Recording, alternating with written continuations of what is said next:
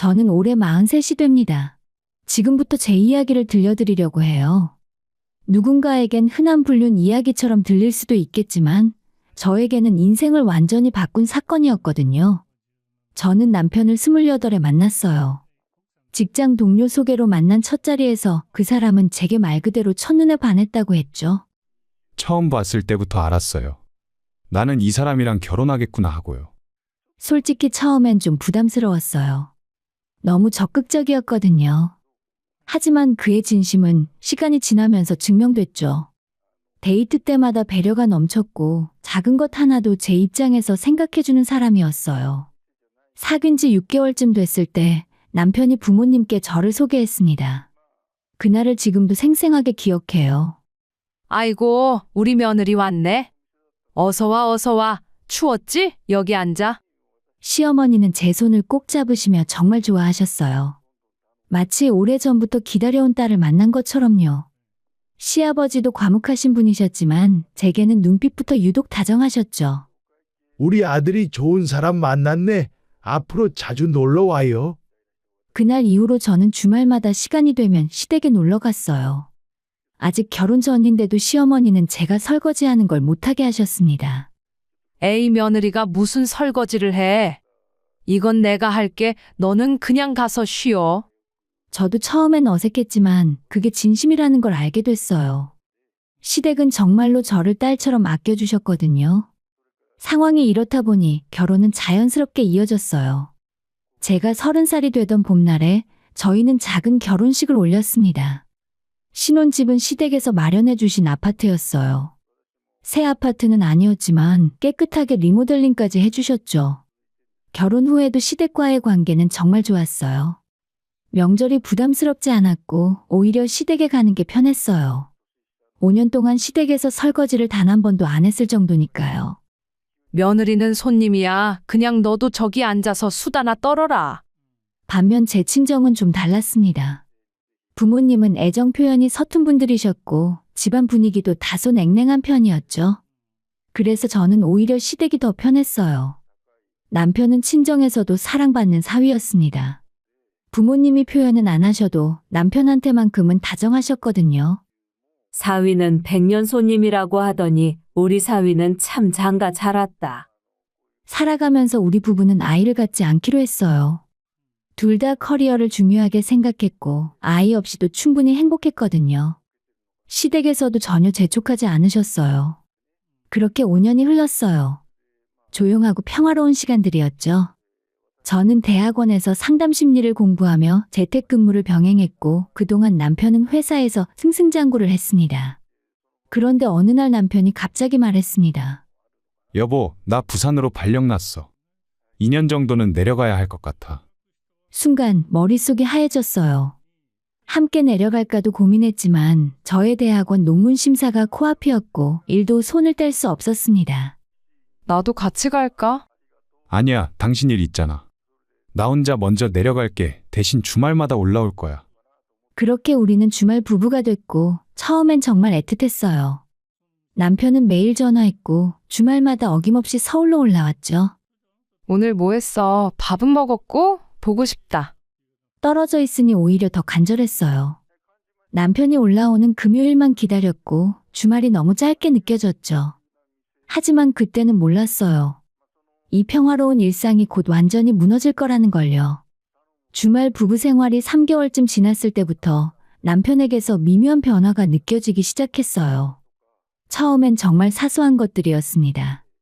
매일 오던 전화가 이틀에 한 번으로 줄었고 문자 답장도 점점 늦어졌죠. 오늘 회식이라 늦을 것 같아. 당신 먼저 자. 여기 일이 좀 많아서 나중에 전화할게. 이런 메시지들이 잦아졌어요. 처음엔 이해했어요. 새로운 환경에 적응하느라 바쁘겠거니 했죠. 하지만 시간이 지날수록 뭔가 달랐습니다. 통화를 해도 예전 같지 않았어요.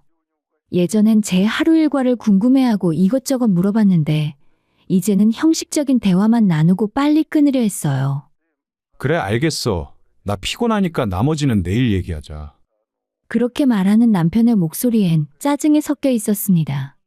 예전엔 한 번도 들어본 적 없던 톤이었죠. 주말에 서울로 올라오는 횟수도 줄었습니다. 처음 2달은 매주 올라왔는데 어느 순간부터 격주가 됐고 한 달에 한 번으로 줄어들었어요. 이번 주는 금요일 저녁에 팀 회식이 있어서. 다음 주는 프로젝트 마감이라 주말에도 나가야 해. 핑계는 그럴듯했어요. 하지만 제 안에서 뭔가 불안한 감정이 자라고 있었습니다. 어느 금요일 밤이었습니다. 남편에게 전화를 걸었는데 받지 않았어요. 한 번, 2번, 3번 계속 연결음만 울렸죠. 1시간쯤 지나서 전화가 왔습니다. 샤워하고 있었어. 왜? 밤 11시 샤워요? 이상했어요. 하지만 의심하는 게 싫어서 그냥 넘어갔습니다. 아니야, 그냥 목소리 듣고 싶었어. 피곤해. 내일 통화하자. 그렇게 전화는 바로 끊겼어요. 그날 밤 잠을 제대로 잘 수 없더라고요. 그리고 다음 주 주말에 남편이 올라왔고 오랜만에 만난 건데 반갑지 않았습니다. 아니, 남편이 저희 만남을 그리 반가워하지 않는 것 같았어요. 나왔어. 그게 전부였습니다. 포옹도 없고 키스도 없었어요. 그냥 신발 벗고 소파에 앉더니 바로 TV를 켰어요. 오랜만인데 밖에 나갈까? 나 피곤해. 그냥 집에 있자. 그 주말 내내 남편은 집구석에서 휴대폰만 들여다봤습니다. 누구한테 연락이 오는 건지 화면을 제게 보이지 않으려고 신경 쓰는 게 보였어요. 대체 누구한테 연락이 그렇게 와? 회사 사람이지 뭐. 주말에도? 응, 급한 일이래. 거짓말 같았지만 증거가 없었죠. 그 주말이 지나고 남편이 부산으로 내려간 뒤 저는 점점 더 불안해졌어요. 밤마다 핸드폰을 붙잡고 남편의 SNS를 뒤졌어요. 뭔가 단서가 있을까 싶어서요. 하지만 아무것도 없었습니다. 결국 혼자 끙끙대며 고민을 하다가 친구에게 털어놓았습니다. 요즘 남편이 좀 이상해. 이상하더니? 예전 같지 않아. 연락도 뜸하고 만나도 무심해. 주말 부부라 그런 거 아니야? 너가 너무 예민한 거 아니고? 친구 말이 맞을지도 몰라요. 제가 너무 예민한 건지도 모르죠. 하지만 여자의 감이라는 게 있잖아요. 그 감이 계속 경고하고 있었습니다. 그러던 어느 날 저는 결심했어요. 직접 남편이 어떻게 지내고 있는지 두 눈으로 확인하기로요. 남편에게 아무 말도 하지 않고 부산행 KTX표를 끊었습니다. 금요일 오후에 출발하는 기차였죠. 남편은 제가 그날 대학원 세미나가 있다고 알고 있었어요. 오늘 세미나 끝나면 늦을 것 같아. 거짓말을 했어요. 제 인생에서 남편에게 처음으로 하는 큰 거짓말이었죠. 그래, 조심해서 다녀와. 남편도 별다른 의심 없이 대답했어요. 부산까지 가는 2시간 반 동안 제 심장은 계속 두근거렸습니다. 불안과 기대가 뒤섞인 기분이었어요. 아무것도 아니기를 바랐지만 동시에 뭔가 확실한 답을 얻고 싶었습니다. 저녁 7시쯤 부산역에 도착했습니다. 택시를 타고 남편의 사택으로 향했죠. 20분쯤 걸렸어요. 문 앞에 섰을 때 손이 떨렸습니다. 비밀번호를 누르는데 손가락에 힘이 들어가지 않았습니다. 문이 열리자 집안은 조용했어요. 불이 꺼져 있었고 남편은 아직 퇴근 전인 것 같았습니다. 불을 켜고 집안을 둘러봤어요. 첫인상은 너무 깨끗하다였습니다. 남편은 원래 스스로 정리를 잘하는 사람이었거든요. 그런데 집은 마치 누가 계속 관리하는 것처럼 깔끔했어요. 작은 거실을 지나 주방으로 갔습니다. 싱크대엔 설거지가 깨끗하게 돼 있었고 행주도 가지런히 개켜져 있었어요. 그리고 마침내 냉장고를 열었을 때 심장이 철렁 내려앉았어요. 반찬통이 가지런히 정리돼 있었는데 김치와 멸치볶음, 계란말이와 시금치 나물. 전부 집에서 해먹는 스타일의 반찬들이었죠. 남편은 요리를 못합니다. 집에 있을 땐 제가 다 해줬거든요. 그런데 이 반찬들은 누가 만든 걸까요? 그 다음에 화장실로 갔더니 세면대 위에 화장품들이 놓여 있었는데 그 중에 제 거가 아닌 스킨로션 하나가 보였습니다. 그리고 컵에 꽂힌 칫솔 2개. 하나는 남편이 쓰던 파란색이었지만 다른 하나는 분홍색이었어요. 그걸 보자 손이 떨리기 시작했죠. 서랍을 열었을 때 결정타가 있었는데 분명히 처음 보는 여자 머리핀이었어요. 진주 장식이 달린 핑크색 핀이었죠. 그 순간 문이 열리는 소리가 들렸습니다. 나 왔어. 남편이었어요. 그리고 그는 제 모습을 보자 얼어붙었습니다. 당신이 왜 여기 있어? 반가움도 놀라움도 아니었어요. 그저 당황과 불쾌함이 섞인 표정이었죠. 깜짝 방문이야. 당신 보고 싶어서. 먼저 전화라도 하지 그랬어. 갑자기 세미나가 취소됐거든. 어색한 침묵이 흘렀고 남편은 계속 불편한 기색이었어요. 이 머리핀은 누구 거야? 떨리는 손으로 핀을 들어 보였습니다. 모르겠는데 원래 있던 거 아니야? 아니면 당신이 왔을 때 놓고 간 건가? 원래 없었어. 이 칫솔도. 아, 맞다. 회사 후배가 잠깐 들렀었어. 씻고 가려고. 말이 안 됐어요. 회사 후배가 왜 여기서 씻어요? 하지만 남편은 끝까지 잡아댔습니다. 너 요즘 왜 이래? 너무 예민한 거 아니야?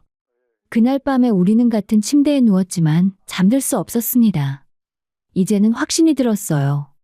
남편에게 다른 여자가 있다는 사실 말입니다. 부산에서 돌아온 뒤 저는 며칠 동안 아무것도 할 수 없었어요. 대학원 과제도 일도 손에 잡히지 않았죠. 머릿속엔 온통 그 분홍색 머리핀과 냉장고의 반찬통 생각뿐이었어요. 결국 시어머니에게 전화를 걸었습니다. 평소라면 제 편이 되어주셨을 테니까요. 어머님 저예요. 무슨 일이야? 저 요즘 남편이 좀 이상한 것 같아요. 침묵이 흘렀어요. 평소와는 다른 어색한 침묵이었죠. 이상하다니? 그게 무슨 소리야 갑자기? 저한테 연락도 뜸하고 주말에도 잘 안 올라오고. 제가 며칠 전에 부산 집에 갔었는데 뭔가 이상한 게 많았어요. 아들이 요즘 일이 많다고 하더라. 너무 걱정 마. 바쁘면 그럴 수 있지. 목소리가 평소와 달랐습니다. 뭔가 숨기는 것 같은 톤이었죠. 그 순간 알았어요. 시어머니도 알고 있다는 걸요. 혹시 어머님이 뭔가 아시는 거 있으세요? 아니야. 내가 뭘 알겠어. 너도 너무 예민하게 생각하지 마. 그렇게 통화는 어색하게 끝났고 저는 가슴이 답답했습니다. 그렇게 저를 아껴주시던 시어머니가 왜 이러시는 걸까요? 일주일쯤 지났을 때였습니다. 휴대폰에 문자 알림이 떴어요. 발신자는 시어머니였죠. 내용을 보는 순간 온몸에 소름이 돋았습니다. 그 애랑 빨리 정리해라. 일 커지기 전에. 며느리한테 들키면 큰일 난다. 잘못 보낸 거였습니다. 남편에게 보내려던 카톡 문자를 제게 보낸 거였죠. 손이 떨렸습니다. 화면을 몇 번이고 다시 봤지만 내용은 변하지 않았어요. 5분 후에 시어머니한테서 전화가 왔습니다. 받지 않았어요. 계속 울렸지만 무시했죠.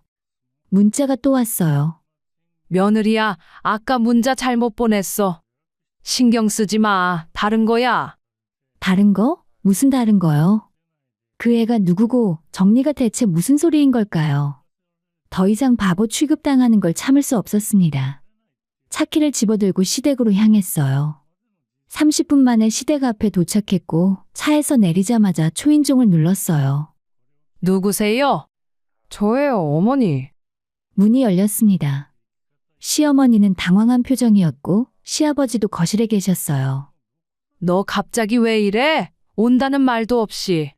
이게 무슨 뜻이에요?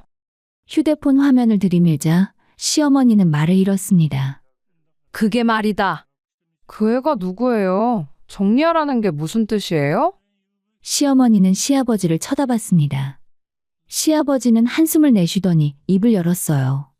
앉아라. 얘기 좀 하자. 서서 들을래요. 너희 남편이 지금 좀 헷갈려 하는 것 같다. 듣자 하니 회사 후배랑 좀 가까워진 것 같더라고. 헷갈린다고요? 가까워졌다고요? 그럼 바람을 피우고 있다는 거죠? 바람이라니 그렇게까지는. 그렇게까지는 뭐예요? 어머님, 아버님은 알고 계셨던 거잖아요. 제 목소리가 커지자 시어머니는 난처한 표정을 지었죠. 며느리야, 진정해. 남자가 바람 피우는 건 다 그런 거야. 조금 기다리면 금방 끝나? 뭐라고요? 금방 끝난다고요? 바람은 언제나 끝나게 돼 있어. 조금만 참으면 돼. 괜히 성급하게 이혼까지 생각하지는 마. 믿을 수 없었습니다. 그렇게 저를 딸처럼 아껴주시던 분이 이제는 아들 편만 드시는 거예요. 어머님, 저 5년 동안 이 집에서 며느리로서 최선을 다했어요. 한 번도 불평한 적이 없었고 시댁 일도 친정일처럼 했어요. 그런데 지금 남편이 바람을 피우는데 저보고 참으라고요? 그래도 이혼은 안 돼. 우리 아들이 잘못한 건 맞지만 가정이 깨지는 건 더 안 좋아. 그 순간 깨달았습니다. 이 사람들에게 저는 결국 며느리일 뿐이라는 걸요. 딸이 아니라 그저 아들을 위한 도구였던 거죠. 알겠어요. 저희 그냥 이혼할게요. 며느리야! 뒤도 돌아보지 않고 나왔어요. 차에 타자마자 눈물이 쏟아졌습니다. 억울하고 분하고 배신감에 가슴이 찢어질 것 같았어요. 저는 바로 친정으로 향했고 엄마는 제 얼굴을 보자마자 놀라셨죠. 너 왜 이래? 무슨 일이야?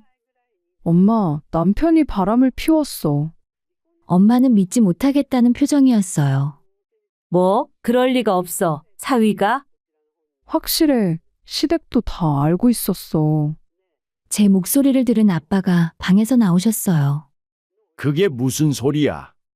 엄마가 설명을 해드렸고 아빠는 조용히 제 손을 잡아주셨어요. 네가 결정한 대로 해. 아빠가 지켜줄게. 그 말에 또 눈물이 났습니다. 다음 날 변호사인 대학 동기에게 연락했습니다. 지우야, 나 좀 도와줘. 무슨 일인데? 이혼 소송하려고, 그리고 상간녀 소송도. 뭐? 진짜? 카페에서 만나 모든 상황을 설명했어요. 지우는 심각한 표정으로 듣더니 말했습니다. 증거가 필요해. 확실한 증거. 문자나 통화 내역, 사진, 녹음 중에 뭐라도 있어? 머리핀이랑 칫솔이랑 시어머니 문자 정도. 그것만으론 약해. 더 확실한 게 필요해. 불륜 현장을 직접 확인하거나 상대방과 남편의 대화 내용 같은 거. 어떻게 그걸 구해? 너 다시 부산에 내려가야 해. 남편 핸드폰을 확인하거나 바람 피우는 현장을 잡아야 해. 그 말을 듣자 저는 갑자기 무서웠어요. 하지만 해야만 하는 일이었습니다. 일주일 뒤에 저는 다시 부산행 기차를 탔어요. 이번엔 확실한 증거를 잡기 위해서요. 남편이 회사에 있는 시간을 노려서 다시 사택에 들어갔고 그때 제 손에 든 건 녹음기와 카메라였죠. 거실을 살피다가 소파 쿠션 밑에서 남편의 여분 핸드폰을 발견했어요. 남편은 업무용과 개인용 두 대를 쓰는데 이건 개인용이었습니다. 핸드폰 비밀번호는 우리 결혼기념일이었어요. 아이러니하게도요. 화면을 열자마자 카카오톡 알림이 가득했습니다. 그리고 가장 먼저 제 눈에 들어온 이름은 혜원이라는 낯선 이름이었죠. 오빠 오늘 몇 시에 와? 보고 싶어. 오늘 내가 저녁 해줄게. 손이 떨렸지만 계속 스크롤을 내렸어요. 대화 내용은 차마 읽기 힘들었지만 모두 사진으로 찍었습니다. 사랑해. 나도 빨리 이혼하고 너랑 정식으로 만나고 싶어. 조금만 기다려줘. 곧 정리할게. 정리요? 저를 정리한다는 거였어요. 갤러리에는 둘이 찍은 사진들이 수십 장 있었습니다. 식당에서, 바닷가에서, 심지어 이 집 침대에서 찍은 셀카도 있었어요. 그것도 전부 증거로 남겼어요. 그때 현관문이 열리는 소리가 들렸습니다. 심장이 멎는 줄 알았어요. 남편이 일찍 퇴근한 건가 싶었는데 여자 목소리가 들렸습니다.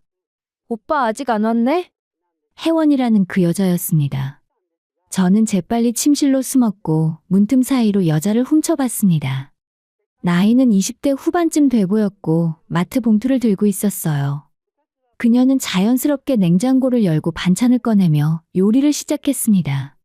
마치 자기 집인 것처럼요. 저는 조용히 주머니에 있는 녹음기에 스위치를 켰어요. 30분쯤 지나서 현관문이 또 열리고 이번엔 남편이 들어왔습니다. 왔어? 응, 오빠 배고프지? 곧 다 돼. 남편은 여자를 껴안으며 키스했어요. 제가 있는 곳에서 불과 몇 미터 떨어진 곳에서요. 더 이상 참을 수 없어서 침실 문을 열고 나갔습니다. 나 몰래 재밌게 놀고 있네? 제가 나타나자 두 사람은 얼어붙었습니다. 당신 왜 여기? 혜원이라는 여자는 저를 보더니 황당하다는 표정을 지었어요. 누구세요? 제가 이 사람 아내예요. 그러자 그녀의 얼굴이 하얗게 질렸습니다. 하지만 곧 표정이 바뀌더라고요. 당황하면서 오히려 저를 향한 적대감으로요. 아, 그 아내? 오빠한테 들었어요. 들었다고요? 네, 이미 끝난 관계라고 곧 이혼한다고 하던데. 믿을 수 없었습니다. 저는 아직 이혼 의사도 밝히지 않았는데 남편은 이미 이 여자한테 이혼한다고 말한 거예요. 끝난 관계? 우리는 아직 법적으로 부부예요. 그리고 당신은 지금 유부남과 동거하고 있는 거고. 무슨 동거? 그냥 가끔 놀러 오는 거예요. 가끔? 냉장고에 당신 손으로 만든 반찬이 가득한데? 제 말에 혜원은 말문이 막혔습니다. 그리고 지금 이 대화 전부 녹음되고 있으니까 참고하세요. 두 사람한테 소송 걸 거예요. 뭐? 상간녀 소송? 이제야 겁이 나는지 얼굴이 창백해졌고 남편이 끼어들었어요. 여보, 진정해. 얘기 좀 하자. 지금 무슨 얘기를 하자는 거야? 당신이 바람 피운 거 다 알고 있어. 증거도 다 확보했고. 빼도 박도 못할 증거를 확보하고 그날 저는 그 집을 나오며 다짐했습니다. 끝까지 싸우겠다고, 제대로 된 대가를 치르게 하겠다고요. 그날 밤 부산에서 서울로 돌아온 저는 변호사 친구에게 모든 증거를 넘겼습니다. 핸드폰으로 찍은 메시지들, 녹음 파일과 목격자 연락처까지요. 이 정도면 충분해. 확실한 불륜 증거야. 지우는 자료를 검토하며 고개를 끄덕였습니다. 상간녀 소송도 무조건 이길 거야. 유부남인 거 알고 만났다는 증거가 명확하니까. 정말 고마워. 친구 사이에 무슨, 이제 이혼 서류 준비할게. 남편한테 통보해야 하는데 네가 할래? 아니면 변호사 통해서 할래?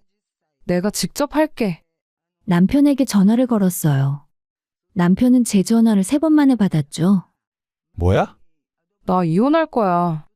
이미 변호사 선임했고 일주일 안에 서류 보낼 거야. 잠깐의 침묵이 흘렀어요. 여보, 이제 그렇게 부르지 마. 우리 이미 끝났어. 미안해. 정말 미안해. 내가 정신이 나갔었어. 다시 잘해볼게. 다시? 뭘 다시 해? 당신 그 여자한테 이미 이혼한다고 말했잖아. 곧 정식으로 만나고 싶다고 했고. 그건 내가 천천히 설명할게. 증거 다 있어. 변호사한테 전부 넘겼고 상간녀 소송도 준비 중이야. 상간녀 소송? 너 진짜 그렇게까지 해야 돼? 남편의 목소리가 떨리고 있는 걸 알 수 있었죠. 당연하지. 내 결혼 생활을 깬 대가를 치러야 해. 여보, 제발 그건 좀. 끊을게. 전화를 끊었어요. 손은 떨렸지만 마음은 단호했습니다. 일주일 후에 남편에게 이혼 서류가 전달됐어요. 위자료와 재산 분할, 모든 조건이 명시돼 있었죠. 남편은 처음엔 받지 않으려 했답니다. 하지만 저희 변호사가 법적 절차를 진행하겠다고 하자 결국 어쩔 수 없이 받았죠. 그리고 그로부터 3일 후에 남편이 서울로 올라왔어요. 혼자가 아니었어요. 혜원이라는 그 여자와 함께였죠. 현관 앞에 선 두 사람을 보는 순간 어이가 없었습니다. 뭐하러 온 거야? 남편이 서류 봉투를 꺼냈습니다. 당신이 원하던 이혼 서류 사인했어. 그래서 여자까지 데리고 온 거야. 저희 두 사람의 대화에 갑자기 혜원이 나섰습니다. 그런데 조건이 있어요. 조건? 집 명의를 오빠한테 넘기세요. 그럼 깔끔하게 정리할게요. 믿을 수가 없었습니다. 불륜을 저지른 주제에 집까지 달라고요? 당신이 무슨 자격으로 나한테 조건을 달아? 아내였던 사람으로서 최소한의 양심은 있어야 하는 거 아니에요? 순간 웃음이 나왔습니다. 양심이라고요? 불륜녀가 나한테 양심을 말하는 거예요? 집은 못 줘. 그건 재산 분할 대상이야. 그럼 이혼 안 해도 돼. 서류 다시 줘. 그래, 그럼 법정에서 봐. 재판 이혼하면 당신이 유책 배우자니까 위자료는 더 많이 나올 거야. 남편의 얼굴이 굳었습니다. 여보, 아니, 너무 이러지 마. 우리 좋게 끝낼 수 있잖아. 당신이 바람 피우고 나한테 좋게 끝내자고? 아니, 이 사람이 진짜. 오빠, 이런 사람이랑 왜 결혼했어요? 성격 진짜 더럽네. 그 여자가 또 끼어든 순간 참았던 게 폭발했습니다. 당신 지금 나한테 성격 더럽다고 했어? 남의 남편 빼앗아 놓고 피해자 코스프레 하지 마. 당신이 얼마나 비열한 짓을 했는지 알아? 비열? 오빠가 날 사랑한 거예요. 당신이 아내 역할을 제대로 못해서 오빠가 날 찾은 거잖아요.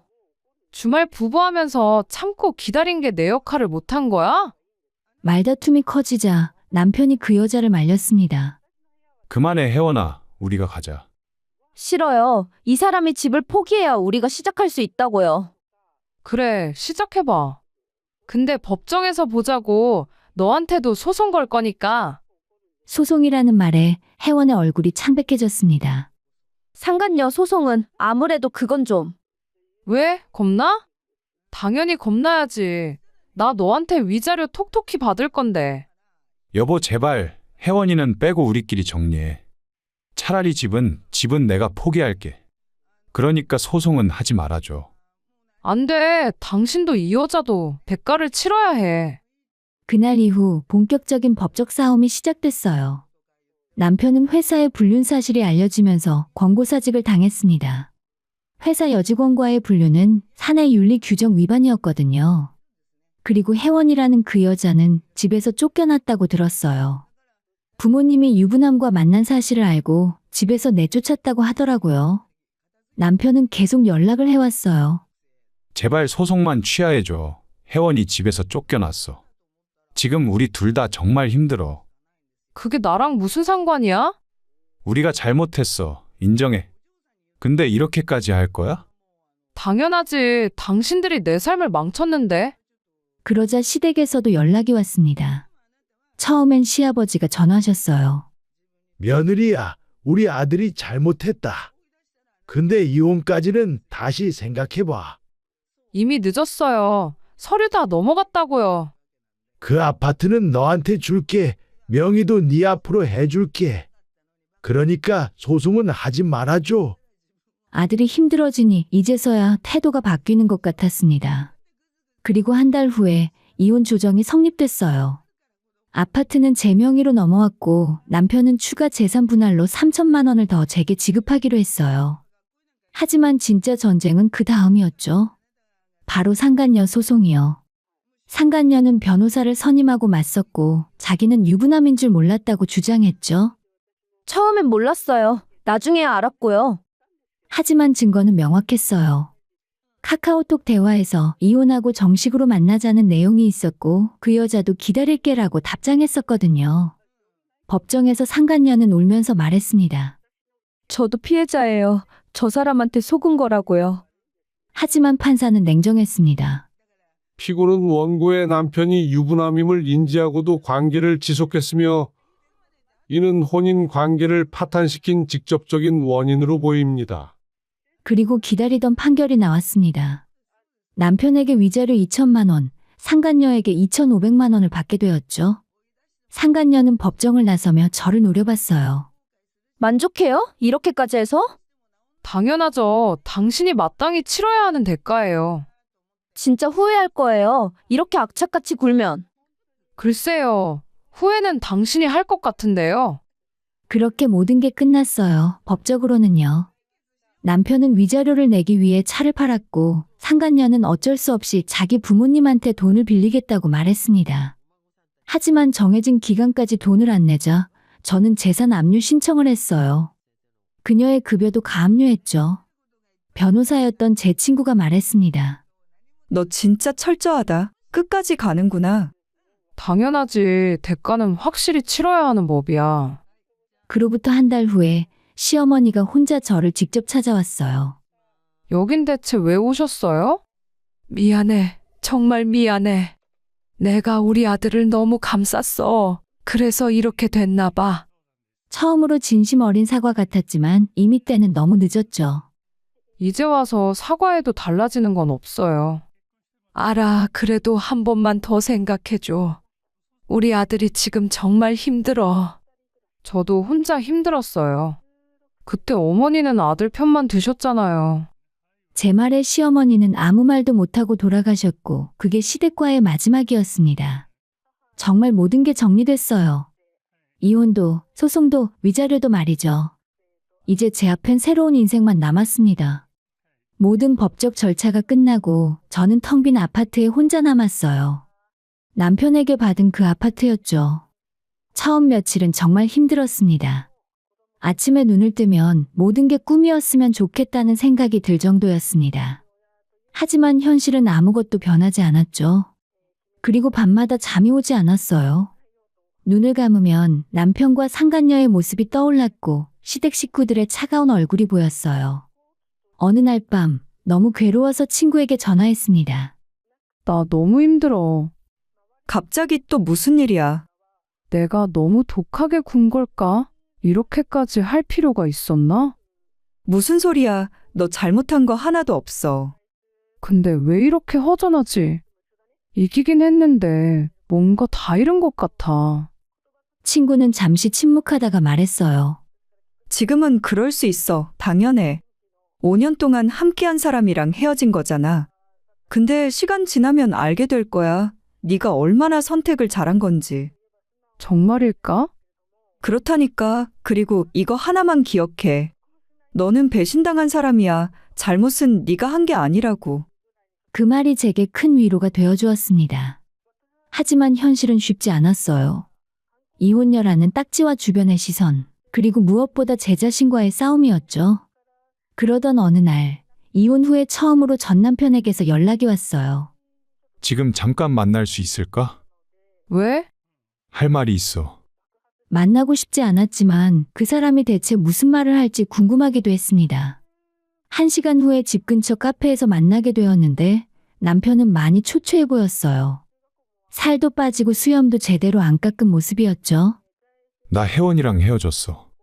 그래서 그의 집안에서 나한테 접근 금지 명령까지 내렸어. 나 때문에 집안이 큰 망신당했다고.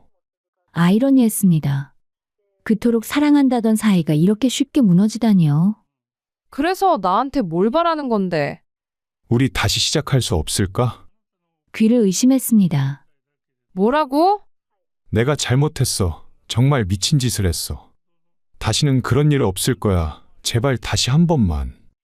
그 모습에 웃음이 터져나왔습니다. 하지만 비참한 웃음이었죠. 당신 지금 진심이야?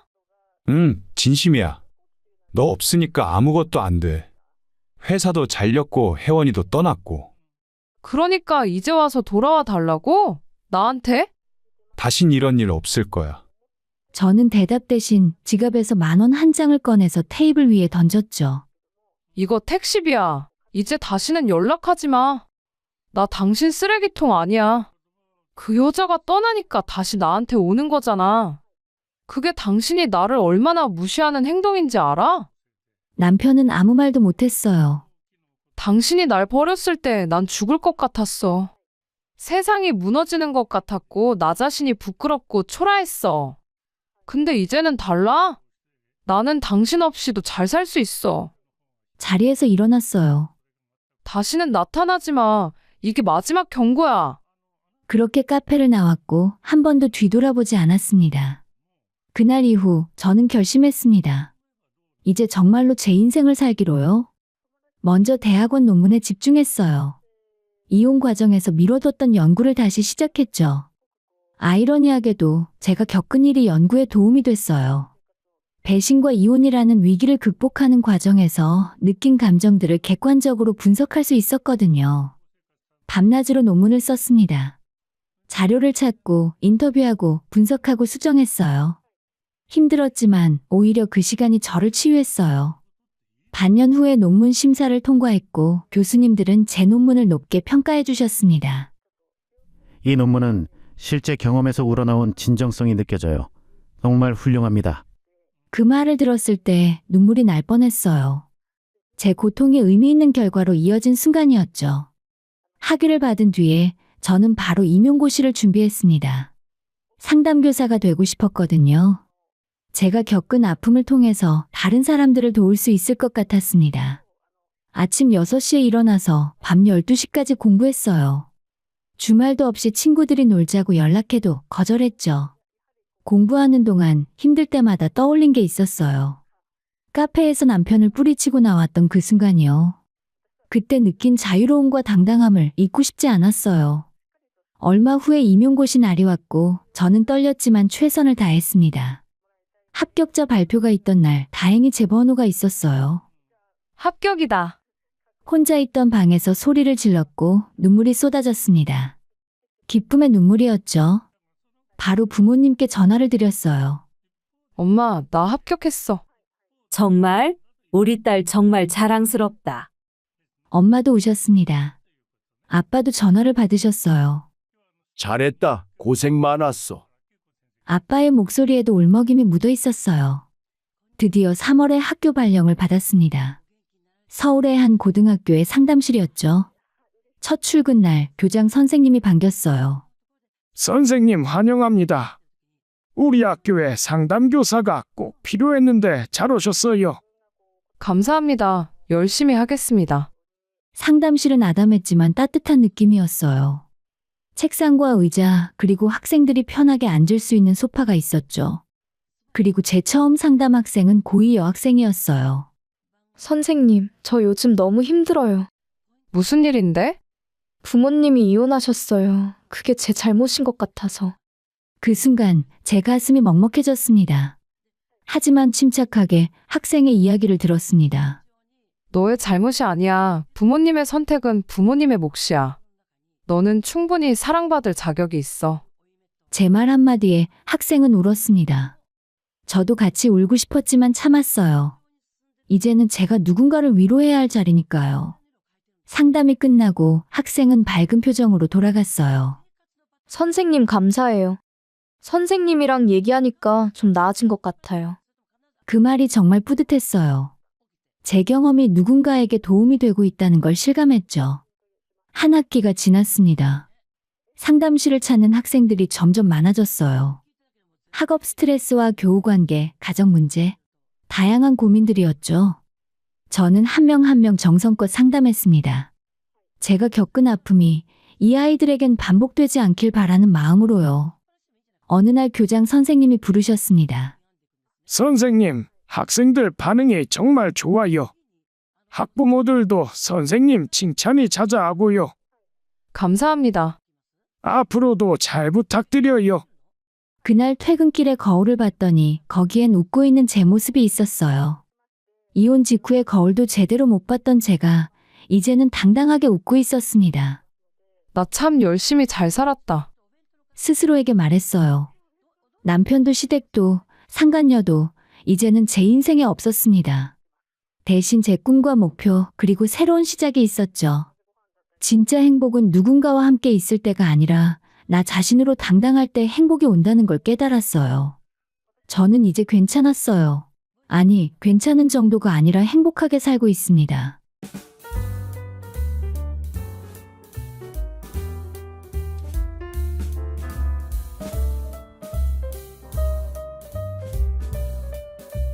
항상 재미있게 듣기만 하다가 이렇게 직접 사연을 적어보는 날이 오다니 참 신기한 마음입니다. 저는 30대 후반의 여성으로 몇 해 전 결혼 생활을 정리한 이혼 경험이 있는 사람이에요. 이혼한 뒤로 요즘 저는 하루하루가 바쁘게 흘러가고 있습니다. 누군가에게는 낯설게 들릴지도 모르지만 남편과 헤어지고 저는 지금 제2의 전성기를 누리며 살고 있다고 느껴요. 잘 먹고 잘 자고 일도 열심히 하고 때로는 이런 순간에 문득 전 남편이 떠오르곤 합니다. 아이러니하게도 그 사람 덕분에 지금의 제가 있다고 생각하거든요. 생각해보면 전 남편 덕분에 제가 지금의 삶을 누리지 못할 수도 있었을 것 같아요. 하지만 실패한 결혼이라고 해서 처음부터 모든 게 삐걱거린 건 아니었어요. 우리는 지인의 소개로 만나 조심스럽게 연애를 시작했고 몇 년이 지나 결혼까지 하게 됐습니다.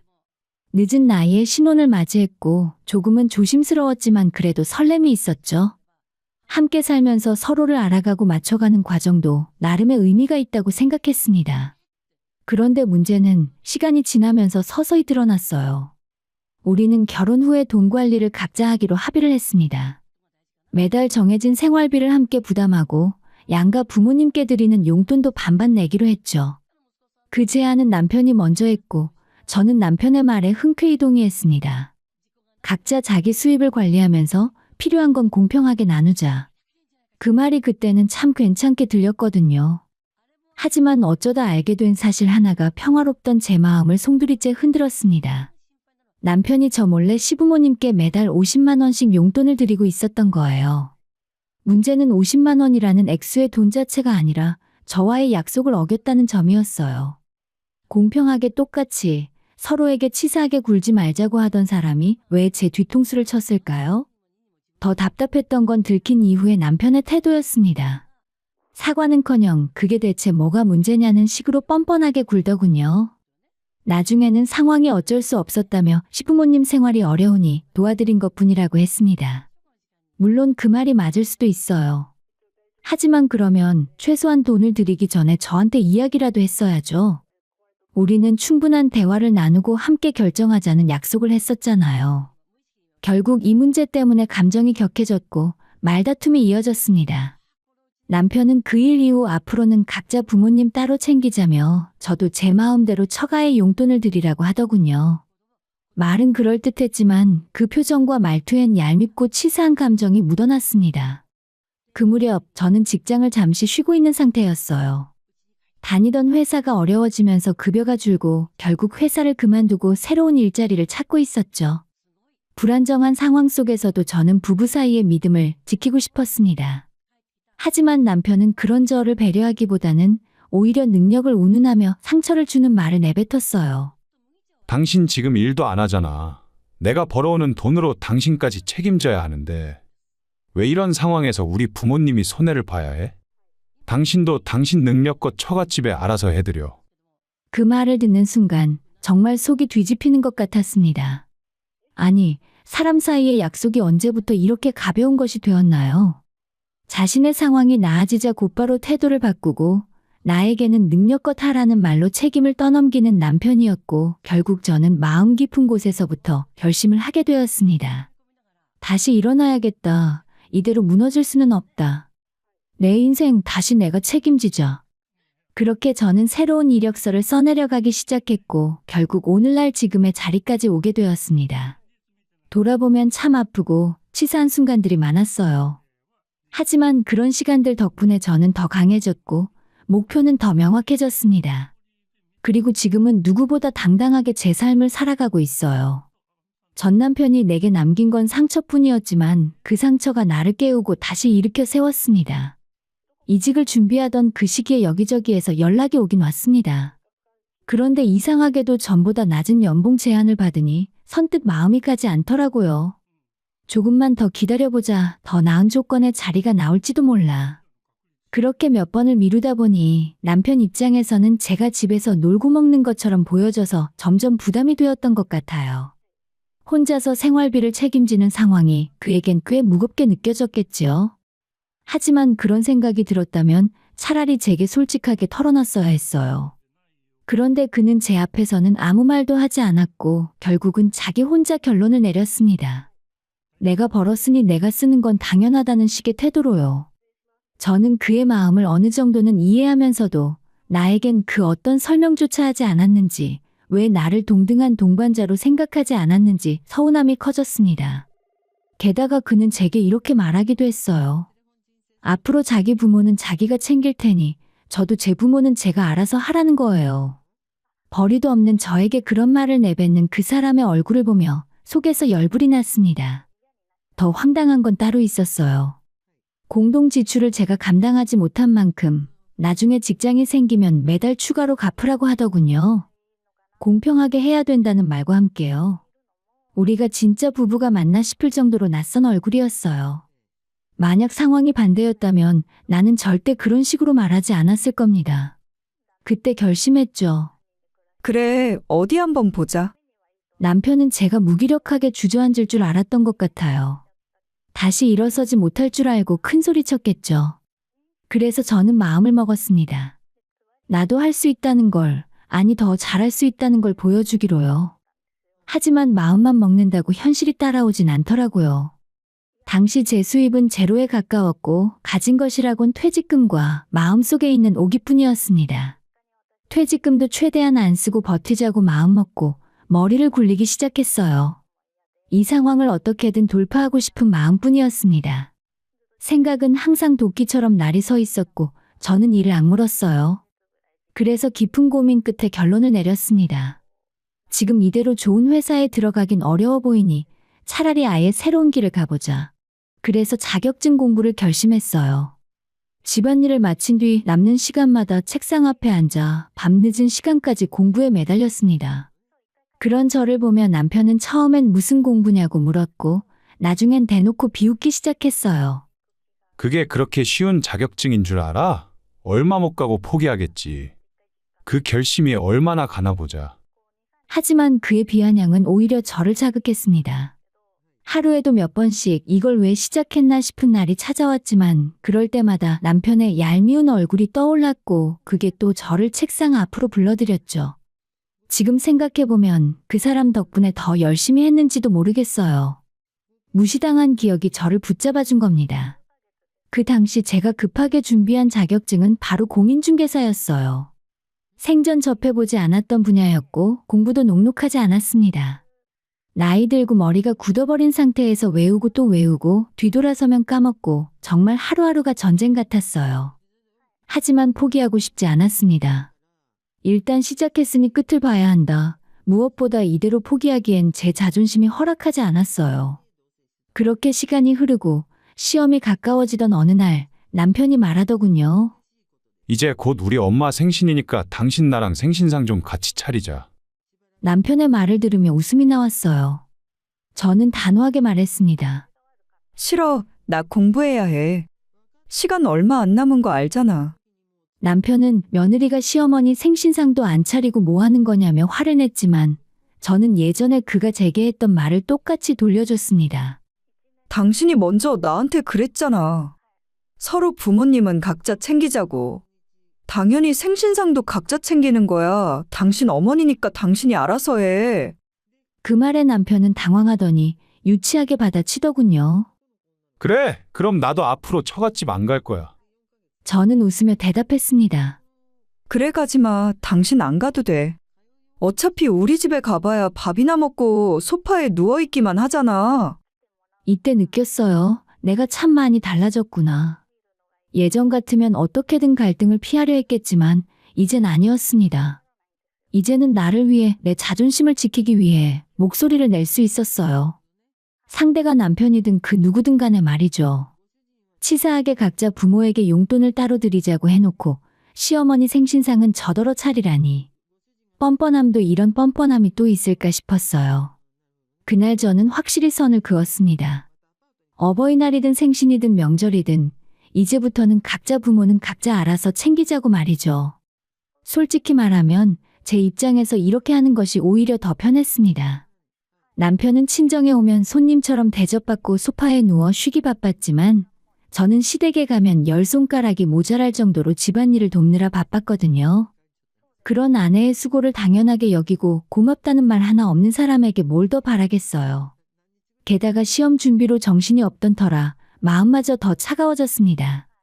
남편은 저희 부모님께 소홀하면서 왜 나는 시어머니 생신상을 정성껏 차려야 하는 건지 모르겠더라고요. 이치에도 맞지 않고 기분도 영 아니었습니다. 그렇게 우리는 정말로 각자 부모는 각자 챙기는 사이가 되어버렸죠. 그리고 저는 조용히 묵묵히 공부에 전념했습니다. 그렇게 공부를 시작한 지 1년도 지나지 않아 결국 공인중개사 자격증을 취득하게 되었죠. 하지만 그 사실을 남편에게는 말하지 않았습니다. 아직은 때가 아니었거든요. 저는 더 잘 돼서 말이 아닌 현실로 보여주고 싶었습니다. 그러던 어느 날 남편이 제 공부 시간이 점점 줄어드는 걸 눈치채더니 또 슬슬 비아냥거리기 시작하더라고요. 요즘은 공부를 별로 안 하는 것 같네. 결국 포기한 거야? 내가 당신 그럴 줄 알았다. 결국 책값만 버렸다니까? 저는 얄미웠을 그 말이 합격을 하고 난 이후에는 우스워 보이기까지 했습니다. 저는 조용히 웃으며 넘겼어요. 어차피 진짜 시작은 이제부터였거든요. 문제는 자격증은 땄지만 이제 이걸 어떻게 써야 할지 막막하다는 점이었어요. 그러던 중 저희 친정 부모님이 한 분을 소개해 주셨습니다. 아버지의 절친한 친구분이셨는데 마침 공인중개사로 사무실을 운영하시고 개인적으로 부동산 투자에도 밝으신 분이었습니다. 저의 사정을 들으신 그분은 기꺼이 제게 자신의 노하우를 모두 전수해 주시겠다고 하셨어요. 그렇게 저는 그분 밑에서 일도 배우기 시작했고 얼마 지나지 않아 첫 부동산 투자도 시작하게 되었습니다. 작은 규모였지만 제 퇴직금과 친정 부모님이 주신 돈을 보태 투자에 나섰고 결과는 제법 괜찮았어요.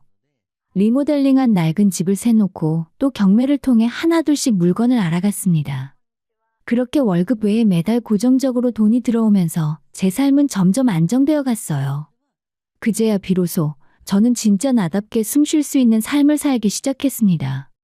이제는 저는 친정 부모님께 매달 200만 원씩 용돈을 드리겠다고 말했죠. 부모님은 오히려 미안해하시며 그래도 되겠냐고 하셨지만 저는 확신에 찬 목소리로 말씀드렸어요. 저 힘들 때 많이 도와주셨잖아요. 이제 제 능력으로 그 정도는 충분히 가능해요. 앞으로 더 잘 되면 300만 원, 400만 원 더 많이 드릴게요. 정말 기뻐하시는 부모님의 그 얼굴을 보면서 제 마음속 깊은 곳까지 따뜻해졌습니다. 효도는 마음이 아니라 실행이라는 걸 절실히 깨달았던 순간이었어요. 하지만 그때까지도 남편은 아무것도 모른 채 제 곁에 있었습니다. 뭔가 예전과는 제 분위기가 달라졌다고 눈치는 채고 있었지만 제가 아무 말도 하지 않자 갈피를 못 잡는 눈치였죠. 요즘 뭐 좋은 일 있어? 당신 분위기가 좀 달라졌어. 옷이나 가방도 새로 생겼던데. 그냥 마음에 들어서 좀 샀어. 그거 명품 아니야? 당신이 무슨 돈이 있어서 그런 걸 사? 남편의 질문에 저는 별다른 대답 없이 웃기만 했습니다. 그러자 남편은 급기야 자기 몰래 복권에 당첨된 거 아니냐며 눈을 반짝이더군요. 정말 재미있었습니다. 그렇게 제 앞에서 허둥대는 모습이 우스워서 일부러 끝까지 숨겼어요. 그런가? 복권 당첨일 수도 있지 뭐. 남편은 진심으로 놀라더군요. 진짜야. 왜 나한테 말을 안 해? 그래서 저는 이렇게 대답했죠. 당신이랑 나, 이제는 각자 돈 관리하잖아. 굳이 말할 필요 있나? 남편은 당황한 듯 그래도 부부인데. 라고 항의하길래 저는 한술 더 떠 말했습니다. 당신도 그랬잖아. 각자 알아서 하자고. 그때부터 남편의 행동이 조금씩 달라지기 시작했습니다. 자꾸 말을 걸고 괜히 부엌에서 얼쩡거리기도 하고 딱 봐도 뭔가 캐고 싶어 죽겠다는 표정이었어요. 하지만 저는 일부러 아무것도 말하지 않았습니다. 어느 정도는 알려줘도 되는 시점이었지만 이 상황 자체가 너무 재미있었거든요. 그리고 운명의 날, 남편이 결국 진실을 알아냈습니다. 그날 집에 들어오자마자 씩씩거리며 묻더군요. 당신 작년에 공인중개사 자격증 땄다며? 게다가 처갓집에 200만 원씩 용돈도 드리고 있다면서? 저는 살짝 웃으며 물었습니다. 당신이 어떻게 알았어? 오늘 처갓집에 다녀왔거든. 당신이? 갑자기? 왜? 사위가 장인 장모님 뵈러 가면 안 되는 거야? 나는 거기 출입 금지야 뭐야? 순간 어이가 없어서 웃음이 나왔습니다. 언제부터 그렇게 처가의 마음을 쓰던 사람이었는지. 그러더니 본론으로 돌아오며 말하더군요. 당신 부동산 투자해서 대박 났다며. 이걸 왜 이제서야 말해? 어떻게 나한테 숨길 수가 있어? 난 이런 거 진짜 서운해. 서운하다. 그 말이 참 아이러니했습니다. 서운하단 말을 들을 자격이 있는 사람인가? 순간 참 많은 감정이 스쳐 지나가더라고요. 하지만 저는 차분하게 대답했죠. 말 안 한 게 아니라 그냥 어쩌다 보니 타이밍을 놓친 거야. 남편은 제게 공인중개사 자격증을 딴 일부터 아버지 친구분 따라 일을 시작한 것, 그리고 경매로 부동산 투자에 성공해서 부모님께 매달 200만 원씩 용돈을 드리는 것까지 모두 비밀로 한 의도가 뭐냐고 다그쳤습니다. 말하지 않아 서운했다고 했죠. 그 말에 저는 단박에 말했습니다. 당신도 나한테 말 안 하고 시댁에 매달 50만 원씩 용돈 드렸잖아. 너도 비밀로 했는데 난 그러면 안 되냐고 묻는 거야? 그 순간 남편의 표정이 굳더군요. 말문이 막혔는지 대답을 제대로 못하고 버벅거리기 시작했습니다. 그러면서도 자존심은 있는지 그건 그거고 아무리 그래도 부모님께 매달 200씩은 너무한 거 아니냐? 화제를 돌리더군요. 그러더니 기어코 이런 말을 꺼냅니다. 아무튼 나는 인정 못하니까 그 200만 원 당장 찾아와. 그리고 나한테 줄 돈도 얼른 보내. 이제부터는 공평하게 따져야지. 그 말을 듣는 순간 마음속 한가운데서 무언가가 훅 하고 꺼지는 느낌이었습니다. 무슨 소리야? 부모님께 드린 용돈을 왜 당신이 돌려받으라고 해? 우린 부부잖아. 네가 버는 것도 결국 우리 부부의 공동재산이니까. 이 말에 저는 헛웃음이 나왔습니다. 아니, 이 모든 걸 공동재산이라고 부를 자격이 그에게 있었던 걸까요? 제가 일을 그만두고 잠시 집에 있었던 동안 그는 제게 말했습니다. 나중에 전부 다 받아낼 거야. 그러더니 이제 와선 제가 부모님께 드린 용돈까지 되찾아오라며 돈 계산을 시작했어요. 그 논리는 이랬습니다. 제가 이제 돈을 벌기 시작했으니 과거에 그가 홀로 책임졌던 생활비를 청구하겠다는 거죠. 게다가 부모님께 드린 용돈도 우리 돈이라는 겁니다. 그 말에 저는 단호하게 말했어요. 네가 그렇게 말할 자격이 있니? 누가 먼저 각자 돈은 각자 알아서 관리하자고 했는데? 부모님 용돈도 각자 알아서 하자며. 그건 너 입에서 직접 나온 말이야. 솔직히 말해 남편은 제가 생각지도 못한 방식으로 잘 나가니까 속이 뒤집힌 거였어요. 본인보다 돈을 더 잘 버는 제가 부럽고 얄미웠던 거겠죠. 어쩌면 그 돈을 자기 손 안에 넣고 싶었던 건지도 모르고요. 결국 그는 이렇게 말했습니다. 그땐 우리가 벌이가 비슷했잖아. 하지만 지금은 상황이 완전 다르잖아. 그러니까 나눠야지. 저는 숨을 고르고 조용하지만 단호한 목소리로 말했습니다. 약속은 상황 따라 손바닥 뒤집듯 바꾸는 게 아니야. 그렇게 마음대로 바꿀 거면 나도 이제부터는 내 마음대로 할 거야. 남편은 말문이 막힌 듯 잔뜩 심통난 얼굴로 저를 노려보다가 아무 말도 하지 못하고 입을 꾹 다물었습니다. 애초에 본인이 아무런 할 말이 없었던 거죠. 자신의 말이 앞뒤가 맞지 않는다는 걸 스스로도 잘 알고 있었을 테니까요. 그렇게 이야기가 흐지부지 되려 할 무렵 저는 조용히 말했습니다. 내가 쉬는 동안 당신한테 받은 건 곧바로 입금할게. 그건 내가 책임질 몫이니까. 하지만 부모님 용돈은 얘기가 달라. 거기에 대해서는 당신이 왈가왈부할 지분이 없어. 그 순간 남편의 얼굴이 붉게 변했습니다. 부끄러움인지 분노인지 모르겠지만 확실한 건 이젠 더 이상 제가 예전에 그 사람을 두려워하지 않는다는 사실이었어요. 사실 이 모든 일들이 벌어지던 시점까지도 저는 이혼을 깊이 생각하진 않았습니다. 그저 남편에게 보란 듯이 잘 살아보겠다는 오기로 버텼고 실제로 그렇게 해냈으니까요. 하지만 이 사람이 또다시 본인의 이익에 따라 말을 바꾸고 부모님께 드린 용돈까지 욕심내는 모습을 보며 생각이 달라지기 시작했습니다. 과연 내가 이 사람과 더 오래 살아가는 게 맞을까? 그날 이후 저는 한 번도 남편에게 제 수입이나 계획에 대해 말하지 않았습니다. 오히려 더 조용히 더 단단히 저만의 인생을 꾸려나가기 시작했어요. 남편은 자존심이 상했는지 마침내 최후의 수단을 꺼내들었습니다. 바로 이혼이란 말이었죠. 본인 입장에서는 그게 가장 강력한 경고라고 생각했나 봅니다. 이런 식으로 나오면 나도 생각 있어. 이혼하자. 이제 와서 이혼 못할 거 없어. 나도 당신한테 받아낼 거 다 받아낼 거니까 그렇게 알아. 말투도 표정도 너무도 뻔했습니다. 저를 겁주고 흔들려는 의도가 훤히 보였죠. 그는 계속해서 말했습니다. 자신은 제가 집에서 쉴 때 혼자 먹여 살렸고 그간의 혼인 생활이 파탄난 건 전적으로 제 책임이라고요. 나중에는 슬쩍 제 재산 이야기까지 꺼냈습니다. 세 주고 있는 아파트가 몇 채라며? 그리고 상가랑 빌라도 있다던데. 그렇게 많은 재산을 어떻게 감쪽같이 숨기고 있었냐? 진짜 너한테 너무 실망스럽다. 심지어 본인이 저보다 더 많이 이 집에 투자했다면서 집에서 나가야 할 사람은 나라고도 말했죠. 저는 그 말에 회심의 미소를 지었습니다. 그래, 드디어 이 말이 나오네.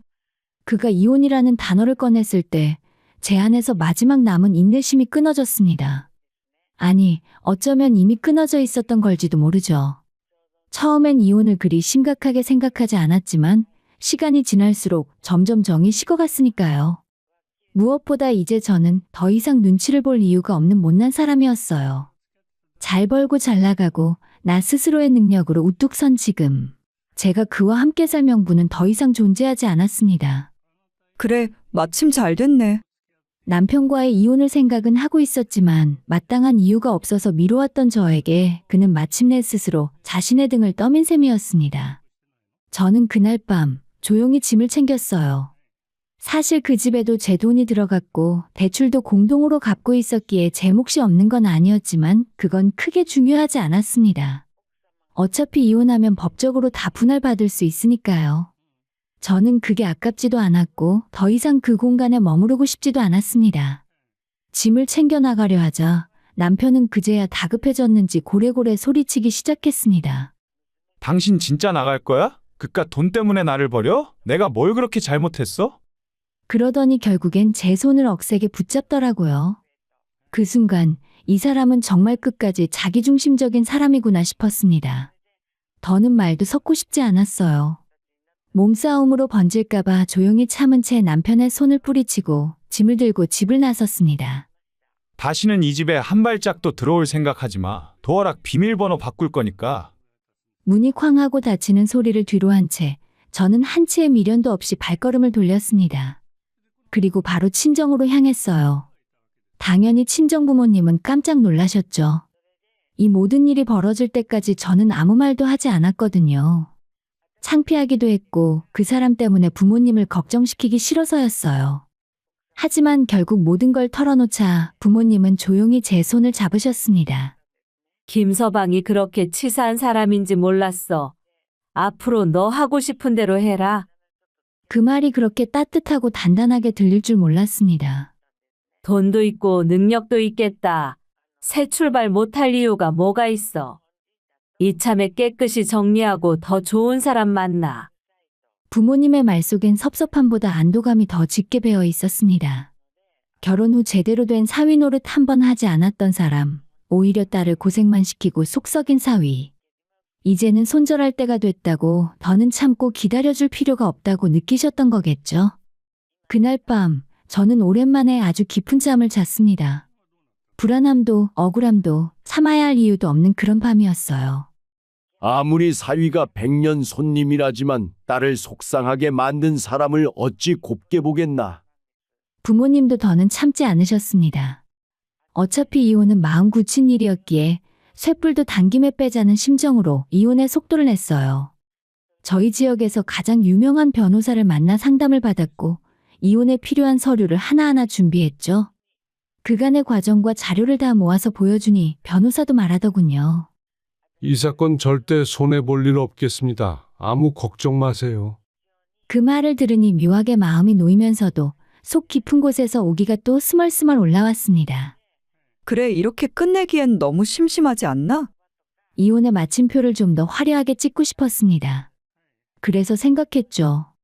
이 사람에게 정말 기억에 남을 한 방을 선물해 주자고요. 다음 날 저는 옷장 안에서 가장 고급스러운 원피스를 꺼내 입고 평소 아껴두던 명품 가방을 메었습니다. 그 위에 선글라스까지 걸치고 당당한 걸음으로 남편이 일하고 있는 외제차 매장에 들어섰죠. 처음엔 저를 아예 못 알아보더군요. 직원처럼 능청스럽게 다가와 묻습니다. 어서 오세요. 어떤 차 보러 오셨어요? 그리고 제가 선글라스를 벗자 순간 그의 표정이 굳어졌습니다. 익숙한 얼굴, 그러나 전혀 익숙지 않은 분위기에 저를 마주하자 남편은 당황한 기색을 감추지 못했죠. 그러더니 또 혼자 북치고 장구치기 시작했습니다. 당신 설마 여기까지 날 설득하러 온 거야? 내가 이럴 줄 알았어. 너 나 없인 안 되잖아. 이렇게 꼬리를 내릴 거면서 뭐하러 고집을 피워. 어휴, 괘씸하긴. 하지만 이번 한 번만 봐준다. 여기까지 듣는데 10초도 걸리지 않았지만 정말 어처구니가 없어서 웃음이 터져나올 뻔했습니다. 지금 무슨 소리를 하는 거야? 나 여기 차 사러 왔어. 딱 잘라 말하자 그의 입이 헉하고 벌어졌죠. 뭐? 차를 산다고? 그래, 고객이 차 사러 왔다는데 왜 이렇게 말이 많아? 비켜, 바쁘거든. 남편은 얼떨떨한 표정으로 옆으로 비켰고 저는 매장 한켠에 있던 다른 딜러를 불렀습니다. 매장 안에 딜러가 여럿이 있었기에 누굴 불러도 상관은 없었죠. 한 젊은 직원이 다가왔고 저는 그에게 최고의 모델을 골라 설명해달라고 말했습니다. 설명을 참 친절하게 잘하시네요. 누구랑은 다르게요. 그 말을 일부러 조금 크게 했습니다. 누가 들어도 들으라는 소리라는 걸 알아듣게요. 남편은 말도 못 붙이고 제 뒤에서 그저 망연자실한 얼굴로 서 있었습니다. 그렇게 저는 최고급 세단 모델을 골라 바로 계약했고 이 모든 과정이 30분도 채 걸리지 않았어요. 제가 그런 비싼 차를 탈 건 아니었고 20년 가까이 된 우리 친정아빠가 탈 차를 바꿔주기 위함이었어요. 그날 밤 아니나 다를까 술 냄새를 풀풀 풍기며 남편이 저희 친정집을 찾아왔습니다.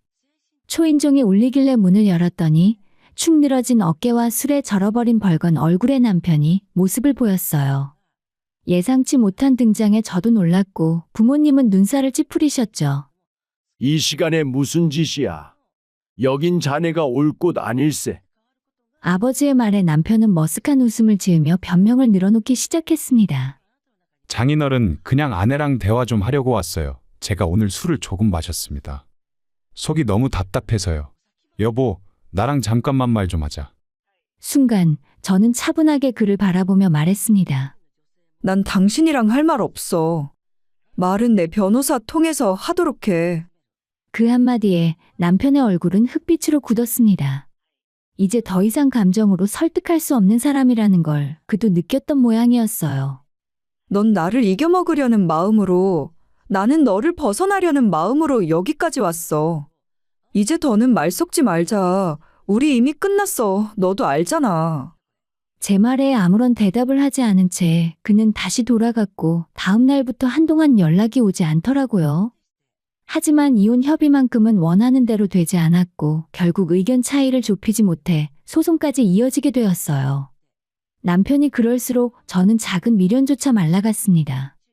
끝까지 구차하게 질척이는 모습 때문에 남편의 모습이 안쓰럽지도 않았어요. 오히려 그가 그렇게 집착을 하는 모습 덕분에 감정 정리가 훨씬 쉬워졌죠. 이혼은 결국 소송으로 진행될 수밖에 없었고 그 사람은 끝까지 버티려 했지만 제가 가진 수많은 증거 앞에서 무너질 수밖에 없었습니다. 하지만 남편이 원하는 건 아무것도 제게서 뺏어갈 수 없었어요. 심지어 집조차 제게 유리한 쪽으로 재산 분할이 되었습니다. 재산 분할까지 정리가 되자 우리는 공식적으로 남남이 되었어요. 오히려 이혼한 후에 남편이 몇 차례 친정집으로 찾아왔지만 부모님께서 단단히 말하셨죠. 이제 다 끝난 사이야. 앞으로 한 번만 더 찾아오면 그땐 우리가 가만 안 둘 테니 돌아가게. 그제야 비로소 그는 완전히 제 앞에서 사라졌습니다. 전화번호도 차단해버렸고 혹시나 나중에 전 남편이 제 앞에 나타나 해코지라도 할까 걱정하신 부모님은 결국 이사를 제안하셨어요. 그래서 지금은 전혀 다른 곳에서 전혀 다른 인생을 살아가고 있습니다. 그 사람이 지금 어떻게 지내고 있는지 별로 궁금하지도 않아요. 다만 한 가지 확신하는 건 그는 아마 평생 저와 이혼한 걸 후회하며 살아갈 겁니다. 반면에 저는 이혼을 인생의 실패가 아닌 제2의 전성기를 연 시작점으로 삼았어요. 돈도 명예도 제자리도 스스로의 힘으로 차근차근 이뤄가고 있고 이젠 더는 누구의 허락 없이도 당당하게 웃을 수 있는 사람이 되었어요. 이젠 전 남편 따위는 있고 진심으로 나를 아끼고 존중해줄 사람, 그런 사람과 새로운 가정을 꾸리고 싶습니다.